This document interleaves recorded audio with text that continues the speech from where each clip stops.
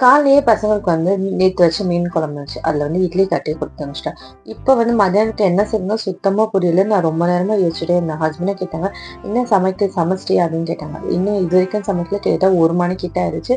என்ன சமைக்கிறதுன்னே சுத்தமா தெரியல. அப்புறமா ஃப்ரிட்ஜ் தொறந்து பார்த்தா அவரைக்காவும், கேரட்டும் சிப்ஸ் இத வச்சு ஒரு பொரியல் செஞ்சிடலான்னு பொரியல் செஞ்சுட்டு சாதமும் வடிச்சுட்டேன். குழம்பு என்ன செய்யணும் மறந்தே போயிட்டேன். சரி நம்மளுக்கு இருக்கிறது டக்குன்னு செய்றது இந்த தக்காளி சட்னி தான். இதே செஞ்சுடலாம்னு சொல்லிட்டு தக்காளி சட்னி செய்ய போது நான் போடுற வந்து சீக்ரெட் மசாலா இல்ல. ஸோ அதையும் அரைச்சி இதில் ஆட் பண்ணாதான் அந்த தக்காளி சட்னிக்கே ருசியா இருக்கும்.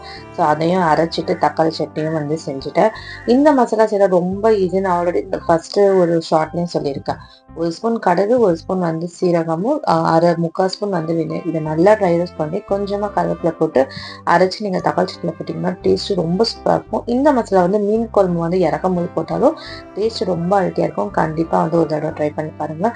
ஃப்ரிட்ஜில் கொஞ்சமா வந்து மட்டன் கபாப் இருந்துச்சு. ஸோ அதையும் வந்து வறுத்துட்டேன். இன்னைக்கு வந்து ரொம்ப சிம்பிளான அதே சமயம் ரொம்ப டேஸ்டியான ரைஸ் வித் தக்காளி சட்னி, கபாப், அவரைக்காய், கேரட் பொரியல் அல்ட்டியா இருந்துச்சு.